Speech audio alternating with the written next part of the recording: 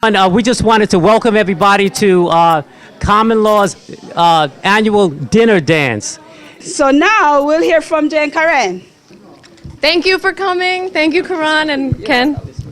Thank you, Vanna. So thank you so much for coming here tonight. We're so happy. Jay and I were talking about how last year we had an event, and it was a common law event, and it wasn't quite what we wanted, that what we had hoped for, and how we know that we're doing a good job is if the people that we're working with, the people that inspire us the most, the people that are actually fighting on the ground, if we're celebrating them, then we're doing the right thing. And so we are so pleased to be here, so honored to be here, and so grateful for this community. I just want to tell you very quickly about the two of us and what we hope for. We have two goals. One is legal education. We believe that people can represent themselves and are their own best advocates. That there is a barrier that's put up purposefully between people and the courts. And our job is legal education, to translate and make it accessible for people to represent themselves. That if we're going to be progressive lawyers and we're going to move forward, that that's the way that we need to move, so that the court systems are accessible to everybody, right? Yes. So that's why we have the clinic that we have. Second, the goal is not just for people to go into that horrible place and represent themselves, right? That's not the final goal. The final goal is movement building and organizing. And so we hope to use this experience, this isolating experience, this frustrating experience, this experience of injustice as a way to build community. And so we hope that the clinic does that. That's what we're hoping for, that's what we're dreaming for. And tonight is a real fruition of all the things that we ever hoped for. It took us a long time to get here, and we're so grateful. There are so many amazing people in this room. So many joyful, strong, brilliant people, and we're so grateful for the opportunity to work with you. So I'm gonna hold the mic for Jay. Thank you. Karen and I like to do things together. So we like to say when homeowners come to our legal clinic for the first time, they come as homeowners in foreclosure, but they leave the legal clinic as foreclosure resistors. Because at the clinic, we are learning how to fight back, right? And we're learning as a community how we can fight back. Earlier this year, under the leadership of Karan, Matthew, where are you? Right here. Gramps, and Richard is back there. We started having monthly organizing meetings as foreclosure resistors because we needed another space. It's not enough to just address our individual legal actions, right? Because we know that the foreclosure crisis was systemic and it destroyed our communities, right? So we knew that we had to react as a community. So our monthly meetings have been just that. We get together on the first Saturday of every month and we do a few things. We share our stories. Because one of the things that we've been hearing over and over and over again, and you'll hear in a couple of minutes, is that foreclosure is an isolating and embarrassing situation because there's this myth out there that somehow it's the homeowner's fault. But what we're trying to do is share our stories so that we can see the commonalities like predatory lending practices, so that we can see that it's not homeowners' fault for the foreclosure crisis, it's actually the bank's fault. And we need to come up with creative ways to fight back. So the stories are the main things that we do at our monthly meetings. And we started our monthly meetings earlier this year in February. And since then, you wouldn't even believe what we've been able to do. We've had 7 meetings, and we've been on public access sharing our stories. We were recently on Caribbean Classroom. Matthew and Saran shared their stories on the show. We were on a national radio show talking about our work. We've been to several church events doing outreach and sharing our experiences. We also participated in the New Economy projects. They had basically the video testimonials of foreclosure resistors, and we showed them at shareholders meetings at Wells Fargo and Bank of America to show that they were still engaged in predatory lending practices. So we've had many court support actions. We've had quarterly newsletters. Molly is here. She's a former intern, and she works on the newsletter with us. We've done an amazing amount of work, and because the story sharing is the core of what we do, we wanted to introduce a few folks tonight so that you can get a sense of what homeowners are going through when they're in foreclosure. Good night, everyone. I'm Beverly Lewin, and more than 5 years ago, I saw a sign telling me where I can have a home and no deposit, and of course there was this, I thought it was connected to the housing department, but it wasn't. Eventually I found out by mistake. Since I have been in foreclosure, I've learned about the bank and their dishonesty, but just remember that you can always get help, because I've learned a lot of things from common law, Karen and Jay, that, even going to court, I have to speak up. You have to represent yourself, and you have to know the facts. So whenever you find yourself in a ditch like this, just ask for help, because the next person beside you mightn't know, but there are people around that know can get help. And, it's not an easy thing, but you have to be strong and trust in God. Okay. Good night. Good night. Good night. Yeah, when I first got my house in 2006, I didn't know nothing about house. Myself and my wife, all we know, we wanted to have a house, and after we got the house, like about a year after, we couldn't afford the mortgage. It was more than what we could do. And we got some pamphlets in the mails, lawyers offering help. We pay like 2 of them, like $1,500 each for the first one. And after about 4 months, when you call, you only hear, number not working. And the same thing happened to the other one. Same thing, like for about 6, 7 months, they keep sending more paperwork, sending pay stubs. We keep sending it to him. And after like 7 months, we don't hear from them again. And I was recommended to Neighborhood Housing. That's some place in Jamaica there. And they recommended me to another lawyer. And we were working for about a year. They couldn't help us. They recommended me to another lawyer in Huntington. And we worked with him for like 2 years. We paid him $2,500. And he said that if he couldn't help us, we would return our money. Then after that, he sent me a letter in the mail, 2 years after, and said it was disbarred, and didn't return none of our money. We was recommended I went to court. I've been going to court by myself, me and my wife, going to court. It was just both of us, no nothing. And then the clerk told us about Far Rockaway, another non-profit place, and they recommended us to Jay and Karen. And since that, my eyes opened to a lot of stuff, that we didn't know, a lot of stuff. And now my house was next to auction when Karen and Jay take over. And now right now I'm waiting for an answer, a late answer from the court. That's where I'm at right now. And I can be able to sleep better at night because of common law. First, let me just say thank you all for coming out. That's great. It's wonderful. And we never get to anywhere by ourselves. We always go with other people. And Jay and Karen walked me through 2010 when I was almost going to lose my home. You find yourself scared, uneducated. You really believe when you see that word foreclosure that is the biggest thing out there and it's going to come and stomp you. And by some miracle, I called an agency and the young lady said to me, well, how about common law? Why don't you give them a call?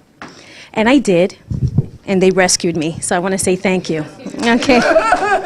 So I am the bartender, so I can't really stay here and talk too much, but let me just say,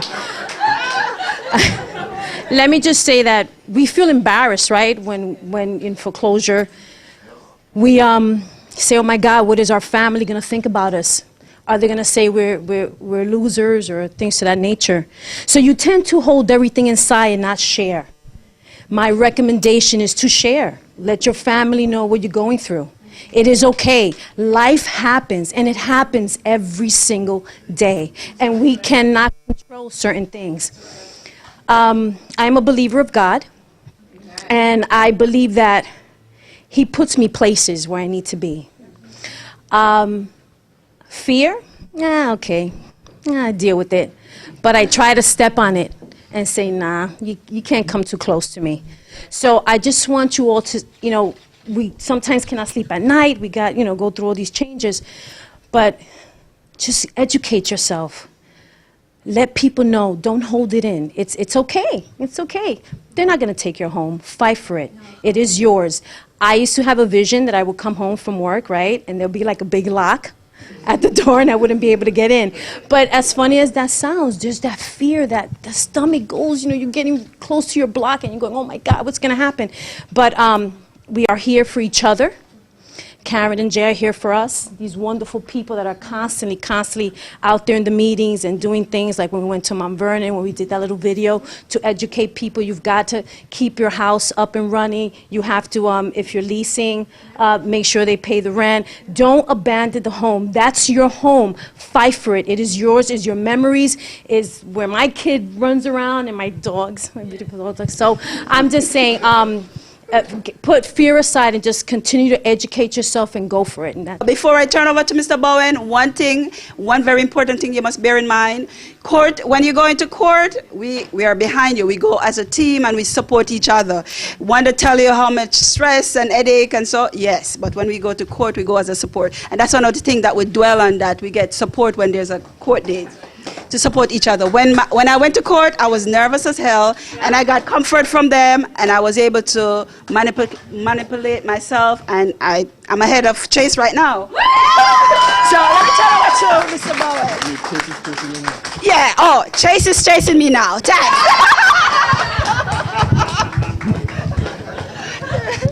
Now I'm embarrassed. No. Okay. Good night, everybody, and thanks for coming. This is a wonderful night, and this is for a worthy cause. My name is Matthew Bowen, and I'm a resistor. I have been fighting my bank since 2009, and it's not until I was introduced to common law, it was represented by Karen and Jay, that I learned how to deal with the system. I learned the deceptive practices that banks were using, and we all heard about it. What I'm here to talk about is where we go from here. We have had lots of victories. Yes. We have supported each other in court. That's right. And our most recent victory was last Thursday. I call it a victory because in our clinic we do what is known as mock trials. Somebody plays judge, somebody plays whatever. And we don't go easy on them. And one of our resistors, who unfortunately was not able to be here tonight, Darrell, he had his case last Thursday, and he was prepared. He hit it on the head. But still, the bank lied and said, just word of mouth, word to the judge, yes, we own the mortgage. And she ruled in their favor. We were about 10 or 12 resistors in the court. We wear a button, court support. And he had his court support button. And she asked him, what is this button? Who are you supporting? I don't think she noticed us at that time. After she made her ruling and he walked away to come back out, we all rose up in the back and we walked out with him.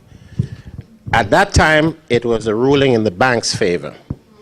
So we couldn't wait, so we went home, knowing, with the thought that he lost. And when I say lost, the ruling there that day was against him, but we knew we were going to take it further if it stayed that way. When he went back to pick up his statement, the judge had reversed her decision. Court support. Court support. She noticed that there were eyes in the courtroom on her. And she figured, I better take a second look at this. And we are quite confident that she's going to rule in his favor. Because, and I don't want to be too long on this, every defendant is entitled to discovery. A bank could say anything. A bank could say, I own you. And you're going to say to them, show me the proof. Show me your chain of ownership. Show me when, how, etc. And by law, they must do that before they continue. They ignored his request for discovery, and they continued. And that puts him in the right. So I guess like the fact that we were there, like I said before, made her think twice. So she said she's going to read the file and then send him a written decision. Anyway. Anyway, about the future of this organization. We have been doing wonderful things. We recently, like Jay and Karen said, we were on public access TV, and we're about to do some PSAs. One of the problems we noticed with homeowners, including myself in the beginning, it's shame. I choose not to use the word embarrassment. I choose to use the word shame. We are so ashamed of people knowing that we can't pay our bills, and that's a kind of a stigma. A lot of us have lost our jobs, our economic situation have changed, and at the time when we took the mortgage, we were able to afford even a high monthly payment with a high interest rate because we were making money at the time. Then things changed. And now the banks are saying, hey, screw you. Sorry, later for you. Later for you. We are in the process now of doing some public service announcements so that we can reach people whose biggest problem is shame. I could speak for me. When I first was in foreclosure, without the knowledge that I have now, I was afraid to open my door. I was afraid to go to the door when the bell rang. I didn't answer numbers I didn't recognize. No, seriously, I was scared. Now I'm not. That's right. So,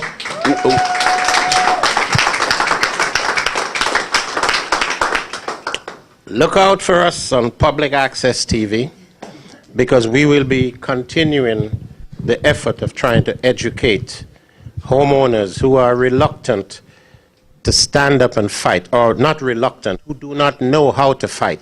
We want to reach them. Any one of you here who knows somebody who is in foreclosure, who is struggling, who probably needs a modification, please let them know that there is help. And one of the most important things, it is free. And when I say free, absolutely free, I mean free. The only thing it's going to cost you is your time, because you have to come and be educated so that you in turn can go in front of a judge and stand up and speak for yourself as an informed homeowner. That's right. And you cannot lose if you are informed. So like I said, watch out, whatever your local access TVs will be on as common law and foreclosure resistors, trying to educate people, because we have to reach more people. I hear horror stories out there. I hear of people walking away from their houses when they get summons and notice because they don't want the neighbors to know. They want to get as far away as possible. You don't have to do that. Common law and the foreclosure resistors are here for you, and we will be fighting with you. We have one more thing. We have something called court support. After you come in and you get educated and you're prepared to go to court at the appointed date that the court gives you, we show up in court with you. We're not lawyers, none of us, well, Jay and Karen, but officially they are not representing you. They will educate you, or we will all educate you. And when you get there, believe me, you are ready. She was shaking like a leaf when she got to court. And we were like, we're here, don't worry about it. We were like about 13 people in the court. And she killed it. She nailed it. When the judge turned to Chase lawyer and said, Counselor, what do you have to say? Not a word. And a few days later, her written decision came. And she got to reverse the clock from foreclosure and sale to put in an amended answer. And start right from the beginning and fight the fight based on your legal, meritorious defense.